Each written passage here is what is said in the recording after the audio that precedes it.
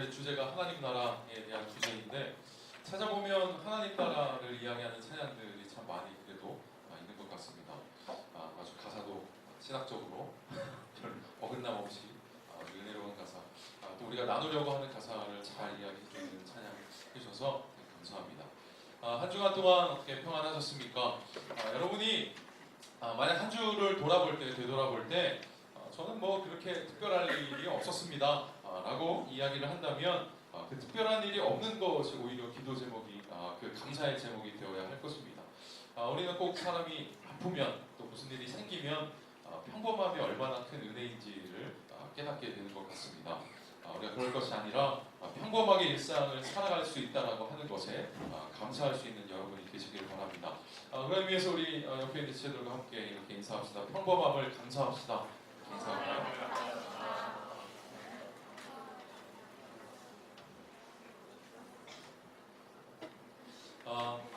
두 주 전부터 하나님 나라 거룩한 백성 설교 시리즈를 시작했습니다. 특별히 지난주에는 이미 임한 하나님의 나라를 주제로 이야기를 했죠. 하나님 나라가 이미 임하였다. 그러니까 하나님 나라의 현재성에 대해서 이야기를 했었습니다. 자, 그럼 오늘은 이어서 하나님 나라의 미래성에 대해서 좀 이야기를 하려고 합니다. 사실 예수님께서는 하나님의 나라를 이야기하실 때에 굉장히 다각적으로 그리고 입체적으로 이야기하신 것을 볼 수 있습니다. 절대로 단순하게만 이야기할 수 없는 주제가 하나님 나라입니다. 그런데 돌아보면 우리의 삶도 그렇죠. 우리의 삶도 단순하지 않습니다. 그러니까 한 가지 일을 겪었다 하더라도 그 한 가지 일 속에 수많은 그 감정들이 섞여 있기도 하고 수많은 관점들이 존재합니다. 예를 들어서 만약 여러분들이 취업을 했다. 요즘 청년들이 취업을 하게 됐다. 좋은 직장에 들어가게 됐다 하는 것은 굉장히 좋은 일이죠. 그러면 그 취업을 했다는 것은 기쁨이죠. 그런데 직장 생활을 하고 계신 분들 어떠십니까? 직장 생활을 하고 있는 것이 기쁨입니까? 그렇지 않아요. 슬프기. 취업을 그렇게도 하고 싶었는데 하게 되면 기쁨이죠. 그런데 직장 생활은 또 기쁨이 아니에요. 자, 그럼 이 기쁨이 아닌 것을 좀 탈피하려고 만약 직장을 그만둔다, 더 큰 어려움이 찾아오게 되는 거죠. 그러니까 이 취업이라고 하는 이 한 가지 주제만 해도 그 안에는 기쁨과 안도감이 있지만 또 그 안에 많은 어려움들이 존재하는 것이죠. 또 다른 예를 좀 들어볼까요? 뭐 장례를 한번 예로 들어봅시다. 여러분 기본적으로 초상이 난다, 장례를 치른다라고 하는 것의 기본적인 정서는 슬픔입니다. 그렇죠? 안타까움이고 슬픔이죠. 그러나 막상 그 장례를 치르는 가족들의 정서를 이렇게 보면 굉장히 복잡합니다. 그 안에 아주 많은 감정들이 있어요. 그러니까 기본적으로 굉장히 슬프지만 특별히 오랫동안 이 투병 생활을 해오신 분들, 그런 가족들을 돌아보면 그래도 그 안에 안타까움과 슬픔이 있지만 그 안에 안도감이 있는 것도 사실입니다. 그러니까 사실 이렇게 슬프지만 보내드리는 게 더 낫겠다 싶은 마음도 그 안에 사실 있는 것이죠. 이렇게 우리의 삶이 다각적이고 입체적이죠. 마찬가지로 하나님의 나라도 입체적이고 다각적입니다. 그런데 이런 뭐 좀 복잡한 것 같아 보이지만 이런 입체적인 하나님의 나라를 이해하게 되면 우리의 삶도 단순하지 않고 입체적이니까 더 구체적이고 더 현실적인 하나님의 나라, 우리의 삶을 우리가 더 이해해 갈 수 있게 될 것입니다. 그래서 지난주에 하나님 나라의 현재성에 대해서 우리가 배웠다면 오늘은 하나님 나라의 미래성에 대해서 좀 이야기를 해보도록 하겠습니다. 여러분 오늘 우리가 본문을 읽었는데 이 본문은 우리가 잘 아는 겨자씨와 누룩에 관한 비유입니다.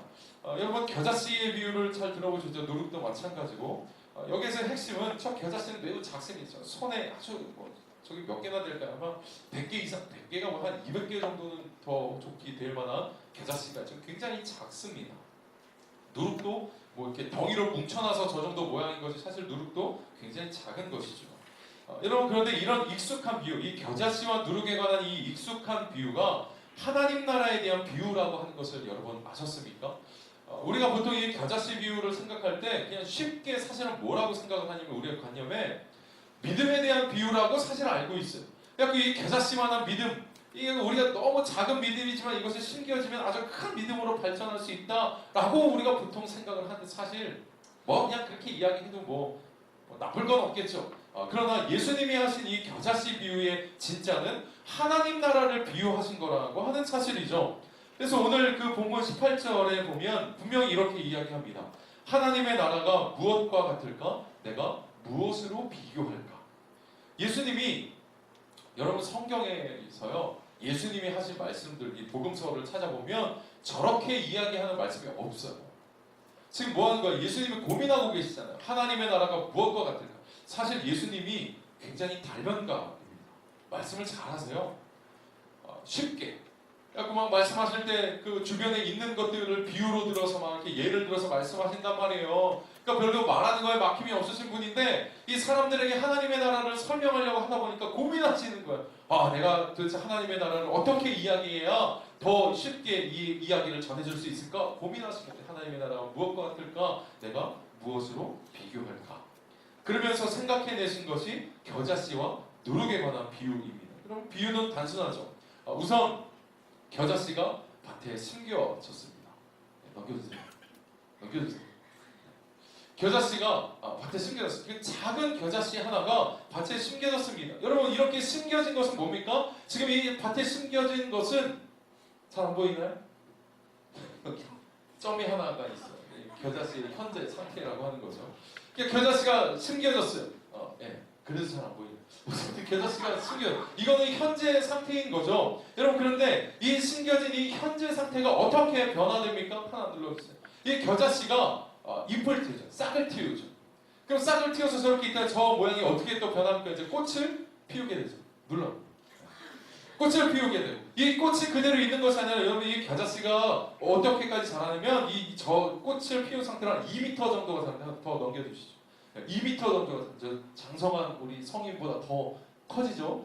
저 조그만 겨자씨 하나가 저 정도까지 자라서 마침내 이 겨자씨가 어떤 모양으로 되냐면 마지막으로 눌러주세요. 나무에 새가 깃들 수 있을 만큼의 크기의 나무로 변한다밖에 없어요. 우리는 자라야 돼. 뭔가 변해야 되는 게 정상인 거예요. 다음 이야기를 좀 해보겠습니다. 내가 살아낼 하나님의 나라가 미래로 나아가야 한다면 그 미래로 나아가는 데 있어서 성장해가는 데 있어서의 지향점은 무엇일까? 그럼 우리가 하나님의 나라를 지금부터 시작해서 살아내기를 원한다면 어디에다가 방향을 두고 여러분 살아가야 할까? 사실 이 이야기도 많은 이야기를 할 수 있겠지만 오늘 한 가지만 제가 좀 이야기하는데 아주 중요한 한 가지를 제가 이야기하고 싶습니다. 그 지향점은 무엇일까? 오늘 이 겨자씨와 누룩의 비유를 통하여서 우리가 앞으로 어떤 삶을 추구하며 살아가야 하는지에 대한 단서를 찾을 수 있습니다. 여러분 오늘 겨자씨와 누룩 비유가 공통적으로 가지고 있는 지향점이 있습니다. 무엇일까? 겨자씨가 나무가 되어서 나타난 결과가 무엇입니까? 나타난 결과 거기에 열매가 맺히겠죠. 그리고 거기에 새들이 깃들게 되었습니다. 누룩 섞인 반죽이 여러분 결국 어떻게 되었습니까? 부풀어서 풍성한 먹을거리들을 제공하게 되었습니다. 여러분 이 두 비유 모두 이 공통적으로 갖고 있는 것은 이것이 생명과 연관되어 있다라고 하는 것이에요. 여러분 이 말을 잘 여러분의 마음에 새기셔야 합니다. 두 비유 모두 생명과 연관되어 있어요. 나무는 열매를 맺어서 어떻게 합니까? 여러분 나무가 열매가 맺혀졌어요. 그런데 그 열매가 그냥 자기의 걸음으로 쓰여지는 것들을 보셨습니까? 아니죠.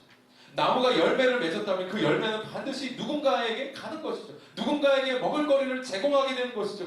열매가 맺혀졌는데 그냥 뚝 떨어져서 그냥 여전히 그것만 반복해. 열매가 떨어져서 거름이 돼서 썩어서 거름이 되고 나를 살찌우고. 여러분 이런 나무 보셨나요? 아니죠. 나무가 열매를 맺었다라고 하는 것은 누군가에게 그 열매를 제공하는 것이죠.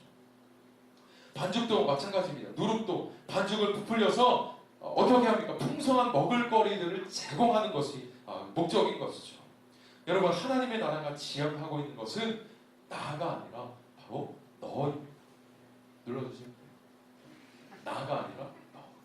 하나님 나라가 지향하고 있는 여러분 이 관점을 잘 여러분 이게 아직 여러분의 미래는 완전히 결정되지 않았어요. 이제 우리가 미래를 위해서 준비하면서 나아가는 것이 여러분 저 지향점을 잘 이해하셔야 됩니다. 여러분이 여전히 내가 하나님 나라를 살고자 하는데 여러분이 여전히 그냥 나를 위해서 여러분이 꿈꾸는 미래와 여러분이 꿈꾸는 비전이 그냥 나에게만 머물러 내가 무엇을 할까? 내가 앞으로 뭐 어떻게 할까? 이 상태에만 머물러 있다면 여러분 하나님의 나라를 살아갈 수가 없어요. 썩은 그래서 그냥 겨자씨 정도에 머물러 있는 상태에서 끝날 가능성이 있다라고 합니다. 하나님의 나라가 지향하고 있는 것은 나가 아니라 바로 너입니다. 그래서 나 때문에 너가 나 때문에 내가 유익을 얻는 삶 이 삶이 하나님 나라의 삶이라고 하는 거예요. 여러분 성경에 잘 보면요, 나오지 않는 사랑이 있습니다. 성경에서 사랑을 이야기하잖아요. 근데 성경에 나오지 않는 사랑이 있어요. 무엇일까요? 어떤 사랑이 성경에는 나와 있지 않을까요? 성경에서 사랑에 대해서 이야기하면서 두 가지 관점을 이야기합니다. 하나는 하나님을 사랑하라. 이것이 첫 번째 관점이고, 두 번째는 이웃을 사랑하라 이죠. 여기에 무엇이 빠져 있습니까? 나를 사랑하라는 빠져 있는 거예요. 너 자신을 사랑하라, 이런 말씀은 성경에 어디를 봐도 나와 있지 않아요. 여러분, 그럼 왜 그럴까요? 왜 성경은 하나님을 사랑하고 이웃을 사랑하라고 하면서 그냥 너 자신을 사랑하고 아껴라라고 하는 말은 왜 나오지 않을까요? 그러나 사실은 잘 살펴보면 나오지 않은 것이 아니라 성경 이 66권에요, 우리를 향한 사랑이 사실 다 깔려 있어요. 여러분, 나를 향한 사랑이 나와 있지 않은 것입니까? 아니죠. 성경은 나를 향한 사랑을 이미 이야기하고 있어요. 예수 그리스도의 십자가를 통해서 이야기하는 것이 무엇입니까? 나를 향한 하나님의 사랑을 이미 이야기하고 있는 거예요. 그래서 예수님이 우리에게 이야기하실 때 너 자신을 사랑하라고 이야기하실 필요가 없었어요. 왜? 전제되어 있으니까. 십자가를 통해서 이미 우리 자신을 향하신 하나님의 사랑을 증거하신 거예요. 그러니까 이야기할 필요가 없는 것이죠. 예수 그리스도를 통해서 나를 향한 사랑을 나타내셨기 때문에 더 이상 이야기하실 필요가 없는 것뿐입니다. 너는 이미 사랑을 받았다라고 하는 거예요. 너는 이미 하나님의 사랑을 받고 있다라고 하는 거예요. 그러니까 뭐예요? 이미 사랑을 받았으니 그 사랑을 흘려보내는 삶을 살아라, 이렇게 이야기하십니다. 그래서 하나님 사랑과 이웃 사랑을 명시적으로 나타내신 것이죠.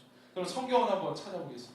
요한복음 13장 34절에서 35절입니다. 앞에를 찾지 말고 한번 같이 한번 읽어보시죠. 시작.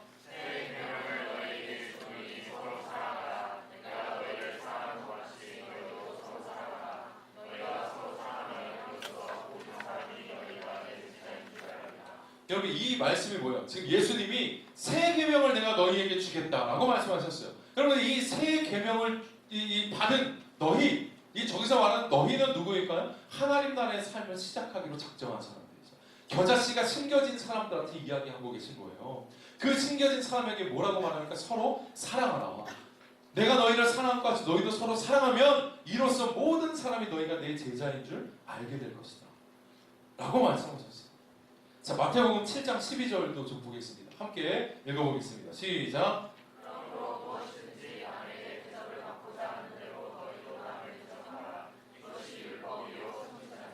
여러분, 저 마태복음 7장 12절 말씀에 붙은 별명이 뭐냐면 황금률이라고 하는 별명이 붙어있어요. 왜 그럴까요? 중요하니까. 반짝반짝 빛나야 되는 그런 황금과도 같은 구절이기 때문에 황금률이라는 별명이 붙어있어요. 남에게 대접을 받고자 하는 대로 너희도 남을 대접하라. 관점이 뭡니까? 대접받으려고 하는 것에서는 변화가 일어나지 않는 거예요. 하나님 나라를 살아가기 시작한 사람은 그냥 여전히 내가 대접받고 싶고 여전히 내가 하나님의 사랑만 받고 싶은 그 상태에 머물러 있으면 변화가 일어나지 않는 것입니다. 내가 어떻게 하는 거야? 남을 대접하는 것에서부터 관계의 변화들이 생겨나기 시작한다라고 하는 것이죠. 마지막 갈라디아서 5장 14절 말씀입니다. 같이 읽겠습니다. 시작.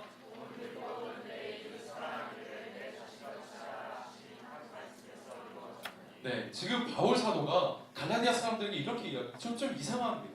온 율법은 내 이웃 사랑하기를 내 자신같이 하라 하신 한 말씀에서 이루어졌나니. 여러분, 제가 아까도 이야기했지만 율법에서 이야기하는 사랑이 두 가지라고 했습니다. 뭐가 빠졌습니까?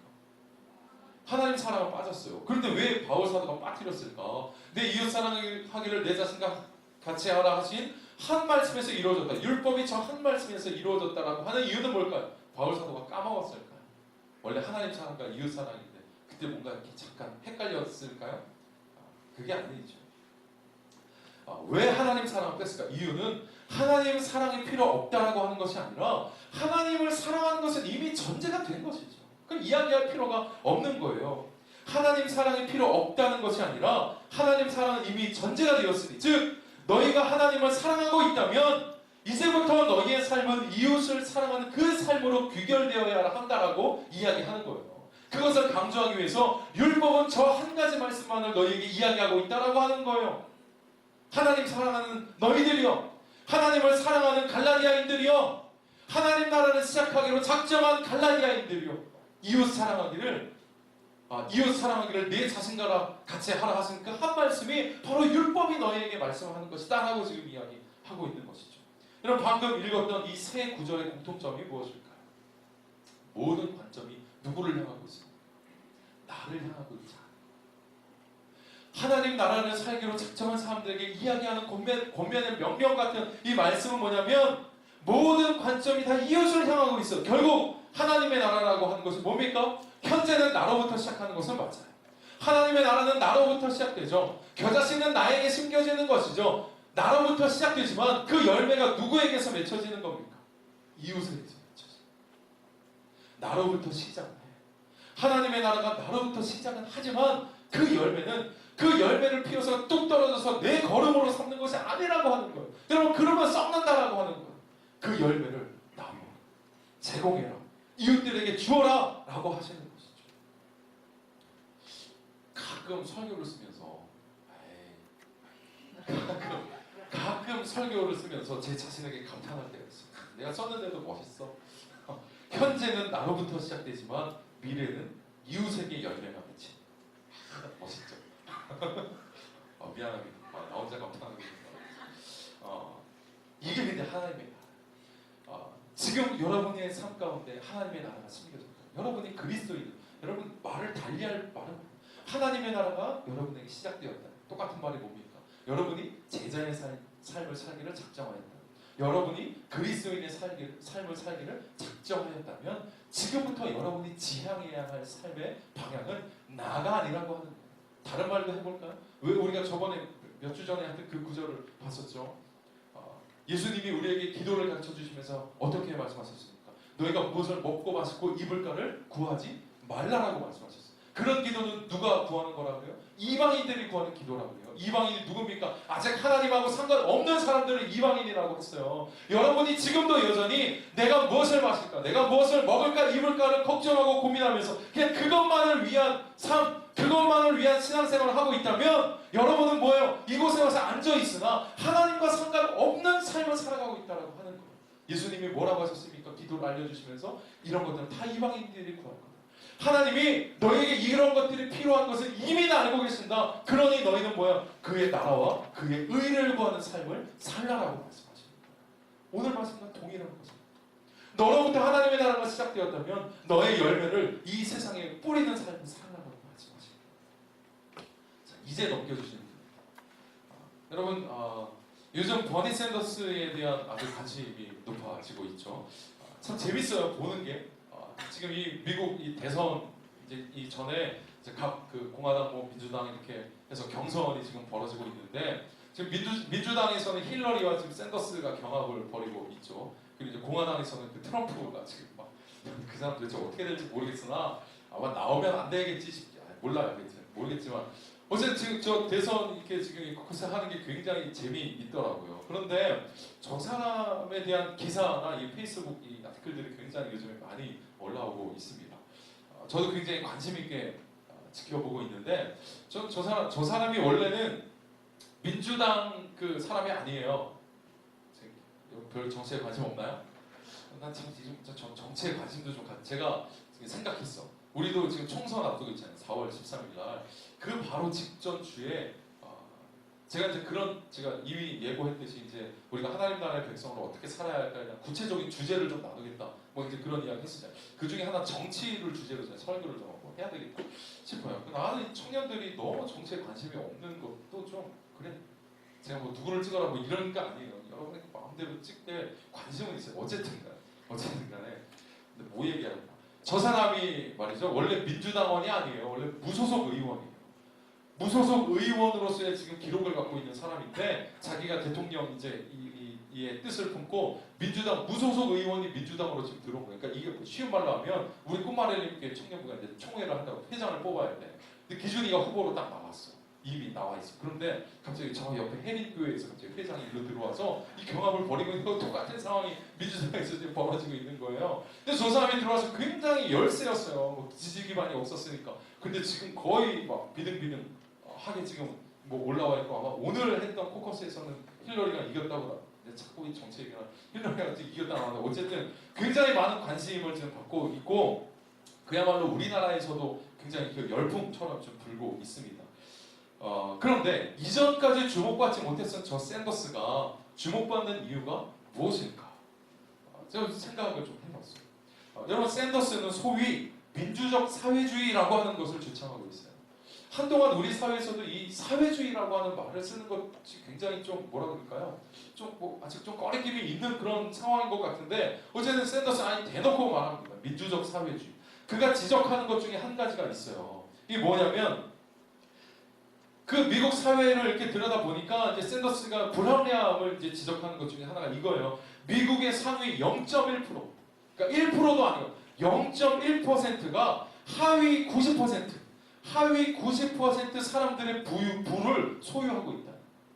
그러니까 하위 밑에서부터 90명, 그러니까 100명 중에 이 꼴등부터 90등까지 이 사람들의 이 부가 0.1%가 가지고 있는 그 사람들의 부와 똑같다고 하는 거예요. 그러니까 이거를 지적하고 있는 거예요. 거기에 대해서 이것은 불공평함이고 이것은 부정의함이다라고 이야기를 하는 것이죠. 그러면서 그가 언급한 성경 구절이 있어요. 그 리버티 대학교에 가가지고 그러니까 연설을 하면서 했던 성경 구절이 있는데, 아까 우리가 읽었던 마태복음 7장 12절 말씀이었습니다. 그러므로 무엇이든지 남에게 대접을 받고자 하는 대로 너희도 남을 대접하라. 이 구절을 이야기를 했어요. 여러분, 우리는 그동안 어떤 환경에서 살았냐면 이 신자유주의 시장경제 체제에서 경쟁 그리고 성장, 그래서 거기에서의 생존을 성공으로 여기면서 살아왔어요. 그리고 우리 사회에서도 이야기했던 담론이 뭡니까? 낙수 효과를 이야기했어요. FTA 하면서. 그래서 대기업이 성공하면 그 효과가 낙수, 물이 떨어진다. 대기업이 성공하면 거기서부터 나오는 것을 가지고 우리가 더 잘 살 수 있다라고 하는 것을 이야기했잖아요. 그런데 나타난 결과가 뭡니까? 부를 가지고 있는 사람 끝까지 부를 소유하고 내려보내질 않아. 그러니까 나타난 결과는 부익부 빈익빈, 양극화, 이 중산층이 사라져버리는 이 결과가 벌어지고 말았다라고 하는 거죠. 그러면서 샌더스가 지적하는 것은 이것은 정의가 아니라고 하는 거예요. 그가 그래서 이 아모스서도 같이 인용하면서 하나님의 정의를 강수와 같이 막 이런 구절을 막 같이 이렇게 인용을 하면서 이것은 정의가 아니라고 하는 거예요.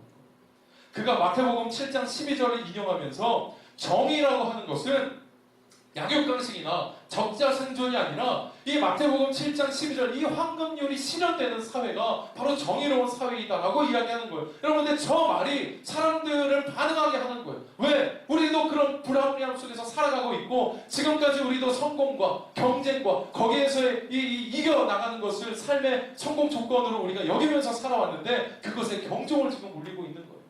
샌더스 열풍이 시사하는 바가 있습니다. 사실 이런 말은 누가 해야 되는 거냐면 사실 그리스도인들이 했어요. 하나님 나라의 백성들이 해야 할 말이었죠. 왜? 하나님 나라의 관점은 하나님 나라의 현재성이 섬김과 베품과 사랑을 지향하는 미래로 나아가야 했기 때문에 그렇습니다. 하나님 나라의 관점에서 신앙생활이 뭐라 그랬어요? 나 하나 잘 먹고 잘 사는 것이 아니라고 하는 거예요. 여러분, 지금부터 그 미래를 준비하셔야 돼요. 물론 우리가 살고 있는 이 세상이 각박하죠. 나 하나 지금 잘 먹고 잘 사는 것도 힘들죠. 여러분, 그럼에도 불구하고 우리가 이 싸움을 멈추면 안 된다라고 하는 것입니다. 예수님 때문에 구원받은 내가 세상과 이웃을 섬기는 지경으로 나아가는 것, 여러분, 이게 하나님 나라의 백성이 살아가야 할 미래라고 하는 거예요. 지금 이 가운데 대다수의 아직 많은 청년들이 아직 미래가 결정되지 않고 미래를 이제 준비하면서 가는 우리 청년들이잖아요. 그런 청년들일수록 더 이 말씀을 잘 귀 기울였으면 좋겠습니다. 여러분, 올해 청년부의 로고가 겨자씨 로고입니다. 주보에 보면 그 주보 그 앞에 메인에 저 로고가 있죠. 사실 저거를 제가 사실 저 구글 검색해서 다운받은 저건데 왜 주은이가 오늘 안 왔어? 제가 주은이한테 야 저거 좀 빨리 좀 그려주라. 겨자씨 로고 좀 빨리 좀 그려주라 했는데 저 잠깐 당분간 쓰고 있는 로고이지만 아주 잘 표현을 한 것 같아서 일단은 저걸로 쓰려고 합니다. 여러분, 저 그림에서 지금 이야기하는 게 뭡니까? 한 사람이 이 겨자씨를 심은 거죠. 겨자씨가 심겨진 거죠. 근데 그 심겨진 겨자가 어떻게 됐습니까? 나무가 되었죠. 나무가 되어서 거기에 꽃을 피우고 거기에 새들이 깃들게 되었다라고 하는 이야기입니다. 지금 심겨진 것은 겨자씨와 같고 작고 보잘것없지만 그 미래는 뭡니까? 큰 거목으로 자라서 여러분 때문에 이웃과 세상이 행복한 삶을 살아가는 거예요. 여러분 이게 겨자씨 로고의 의미입니다.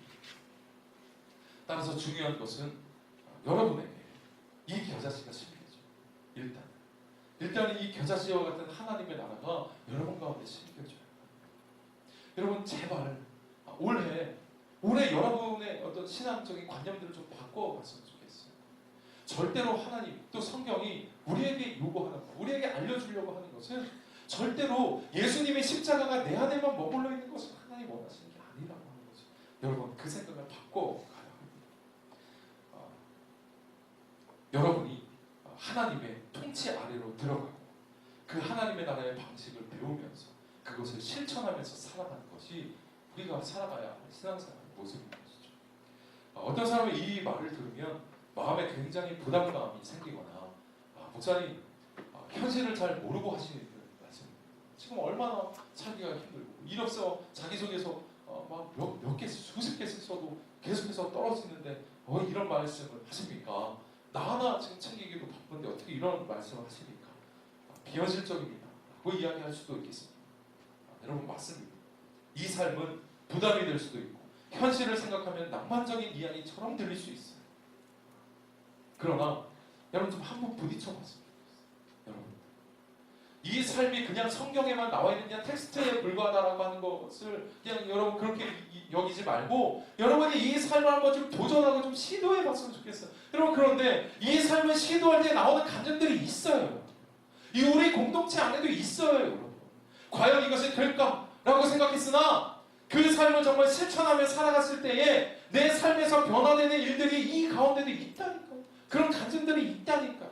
근데 왜 우리 가운데 이런 간증들이 잘 나오지 않는 줄 아십니까? 살지 않기 때문에. 비현실적이라고 생각하기 때문에 그래요. 나누려고 하지 않고 그냥 가지고만 있으려고 하니까 아무런 일도 벌어지지 않는 것입니다. 맨날 설명을 해도 이 삶이 가능한지 이 삶에 어떤 기쁨이 있는지 살아보지 않으면 도무지 알 수가 없는 것이죠. 여러분 이 삶은 쉽지 않을 겁니다. 그러나 그럼에도 불구하고 우리가 하나님의 나라를 살아가야 하는 이유가 있어요. 그것은 성경이 우리에게 해주고 있는 약속 때문에 그렇습니다. 누가복음 6장 20절부터 23절 말씀인데 잘 보이시죠? 우리 한번 좀 같이 좀 읽어보겠습니다. 시작.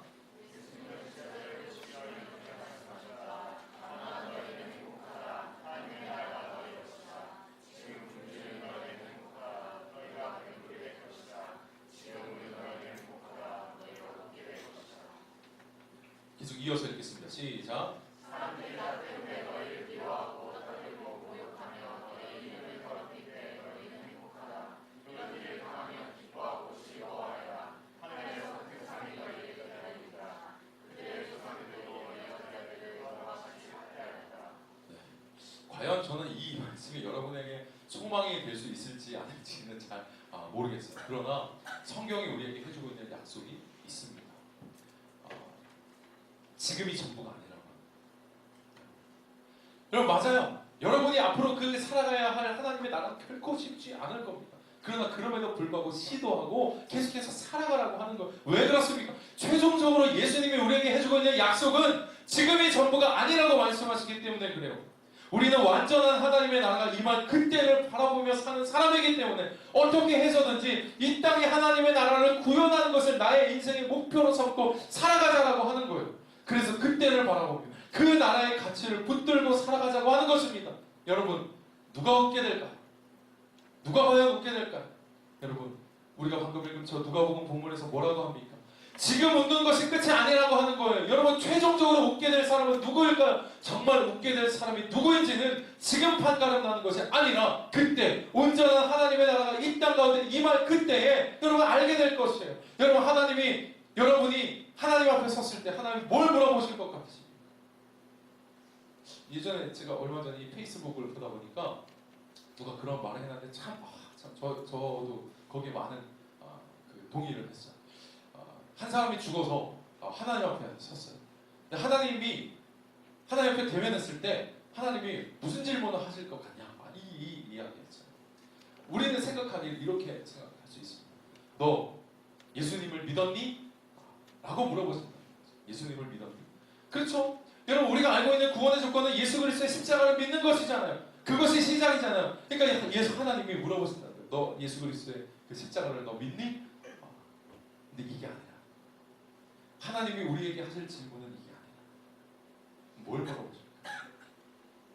너 사랑하며 살았니? 라는 거예요. 너 이웃들에게 네가 무엇을 하며 살았니? 너 이웃들을 섬기며 살았니? 너 사랑하며 살았니? 이를 물어보신다는 거예요. 적어도 여러분이 여기에서 나는 예수 그리스도의 십자가가 바로 나의 십자가인 줄로 믿습니다라고 고백하는 사람이라면 여러분 하나님이 뭘 물어보시겠어요? 이제부터 여러분이 그 삶을 지향하며 살아가야 하는 이유는 하나님 앞에 여러분이 섰을 때 할 말이 있어야 될 거 아니에요, 여러분. 하나님이 물어보실 질문은 너 사랑하며 살았니를 물어보신다는 거예요. 그냥 겨자씨가 심겨진 이 정도가 아니라 너 그 나무를 키워서 그 하나님의 나라의 나무를 키워서 너 열매를 누구에게 줬니를 물어보신다는 거예요. 여러분 정말 웃게 될 사람이 누굴까? 지금이 아니라고 하는 거예요. 그때 웃게 될 사람이 진짜 승리하는 사람인 것이죠. 여러분에게 겨자씨 같은 하나님의 나라가 심겨져 있으십니까? 여러분의 삶에 하나님의 나라가 시작되었다면 여러분 큰 거목이 되어주시기를 바랍니다. 제가 여러분과 언제까지 이 인연을 가지고 있을지는 모르겠으나 저에게 그런 기쁨을 제공해 주셨으면 좋겠어요. 여러분이 앞으로 이제 시집가고 다 장가가고 그럴 거 아니에요. 나중에 애도 낳고 뭐 그럴 거 아니에요. 뭐 앞으로 페이스북도 뭐 계속 할 테니까 여러분이 어떻게 살고 있는지 애 나면 페이스북에 올려서 막 그럴 거 아니에요. 여러분 다 이런 소식들 가서 스키장 가서 사진 찍어서 올리고 막 그럴 거 아니에요. 제발 여러분이 사는 삶의 모습을 제가 어디에서든지 볼 때에 이 삶을 살아가는 간증들이 여러분에게 좀 나타났으면 좋겠습니다. 하나님의 나라가 시작되었다. 큰 거목이 되어서 세상과 이웃을 능히 섬기고 이 땅에 하나님의 나라를 구현해가는 저와 여러분이 되시기를 주님의 이름으로 축원합니다. 잠시 기도하겠습니다. 하나님, 오늘 우리에게 들려주신 이 말이 우리의 마음을 가볍게 하기보다는 우리의 마음을 더 무겁게 하는 그런 말씀일 수 있습니다. 하나님, 그러나 우리가 이 말씀을 대면하게 되고 하나님, 이 말씀이 없는 것으로 여기지 않고 그냥 우리의 마음을 기쁘게 하는 말씀만을 찾아보지 않고 이 말씀에 대면하여 서기를 원합니다. 그래서 우리가 예수 그리스도를 믿었다면 우리의 삶 가운데 하나님의 나라가 시작되었다면 이제는 이 삶을 살아갈 것을 결단할 수 있도록 주여 도와주시옵소서. 청년의 시기를 살아가는 우리들입니다. 하나님, 지금도 만만치 않고 지금도 많은 어려움이 있는 그런 삶의 현실 가운데 있으나 하나님, 우리가 이것을 붙잡을 수 있도록 도와주시옵소서. 이 삶을 붙잡고 우리가 하나님과 함께 꿈을 꾸며 내가 하나님의 나라를 이루어가며 이 땅 가운데 이루어가며 살아갈 때에 하나님께서 우리의 삶을 붙드시고 우리의 삶을 어떻게 인도하여 가시는지 우리가 하나님 우리의 삶을 통해서 경험할 수 있도록 주여 도와주시옵소서. 그래서 우리의 삶이 간증이 되어지는 삶이 될 수 있도록 주여 도와주시옵소서. 그래서 내 삶에 하나님이 나에게 이런 복을 베푸셨다, 나를 이렇게 잘 먹고 잘 살게 하셨다라고 고백하는 것이 아니라 나의 삶을 통하여서 하나님의 나라가 이렇게 확장되어져 가고 있습니다를 우리가 함께 고백할 수 있는 은혜를 누리게 주여 도와주시옵소서. 미래를 준비하며 꿈꾸고 있는 우리 청년들 위해 하나님 함께하여 주셔서 나 하나만을 위한 삶이 아니라 지금 심겨진 것은 비록 겨자씨와 같을지라도 큰 나무가 되고 거기에 열매를 맺어 나 때문에 누군가가 유익함을 얻을 수 있는 그런 삶을 살 수 있도록 주여 도와주시옵소서. 이 삶을 결단한 우리 청년들을 축복하여 주시며 하는 그 마음이 그 믿음이 변하지 아니하도록 지켜주시옵소서. 이 싸움이 예수님의 이름으로 기도드립니다. 아멘. 시간